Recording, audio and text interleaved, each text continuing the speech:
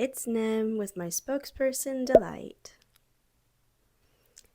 So in the quitting my job video, I talked about not really having a plan to get my projects off the ground.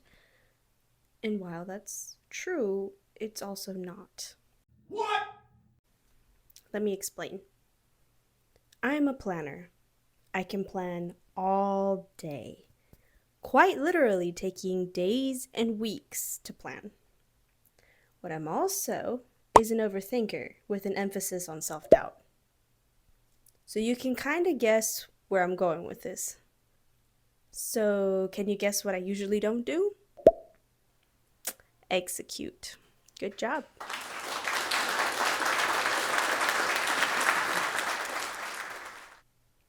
This being said, at the time of this recording, I have made an outline of things I want to hit before the end of the year, and I've been steadily working on these goals for the last couple weeks. Look at you go. Before I continue, this video is going to be broken down into 3 parts. First, I'm covering what the overall plan is and what benchmarks I currently have set up for myself. Then we will talk about my current system, and after that, we'll wrap up with some pros and cons of my current system. Okie dokie, the plan. The plan and the benchmarks are really rough this time around because I needed to get started very quickly. The plan itself is pretty simple. Make it work. That's it.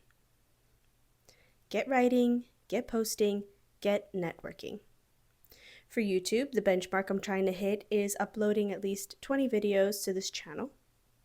For writing, the benchmark is having 1 rough draft completed as soon as possible. Moving on to the system. My system flows through 2 places, my planner and my schedule. On Sundays, I take my planner and write down 3 things I want to do for the week. Easy, right? From there, I set out my tasks through daily schedules. Listen, I don't know about you, but I know about me. If I don't give myself a schedule, I will be rotting in bed all day. Maybe I'll take an hour to write, spend 40 minutes trying to find a playlist to zone out to, and then maybe write for 20 minutes. And then I'm somehow surprised that nothing has gotten done. I want this to be my full-time job, so I'm treating it as such. Here's an example of what my schedule looks like for today. Okay, so this is my schedule and what it looks like at the day of the recording. You can see here I have the time of day that I'm trying to get whatever it is that I need to get done. Obviously here is my to-do list. And here I will talk about later in the video, but I have started taking into account the time taken to do tasks. That's the basic overview of my system. Let's wrap up on how it's working. Pro number 1, I know what I'm doing for the day.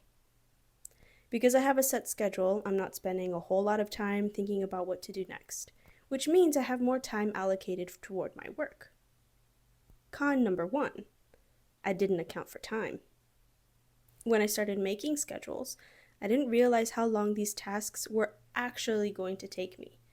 I have a better idea now, so I've adjusted to a more suitable schedule, but tweaks are still being made even at the time of this recording. I hope to get into a better flow soon. Pro number 2, invisible accountability buddy. Working for yourself means there's no one to keep you accountable. Just checking off the boxes has been a huge motivation for me to continue working even when I don't feel like it. Con number 2, rigidity. You see these? This is an ideal timeline of events. While this has been good for me, it has created a bit of friction. When I don't wake up on time or I don't complete a task in that time window, it puts me in a bit of a mood. I have learned to quietly let it go. So I have the time taken where I'm trying to really see how long I take in each task so I don't overwhelm myself in the future if I'm going to create a more steady workflow.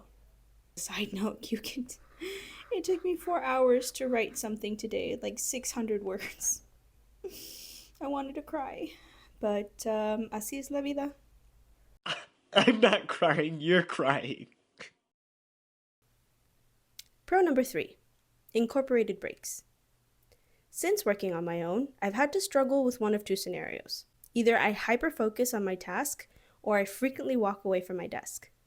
So having a break to look forward to has helped both scenarios to keep me focused on working a little more consistently. Con number 3, less time for myself. The intention of creating a schedule was to get a better work-life balance.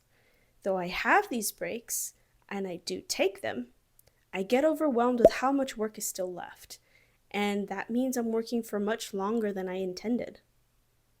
I don't want to take any more time away from living in the now.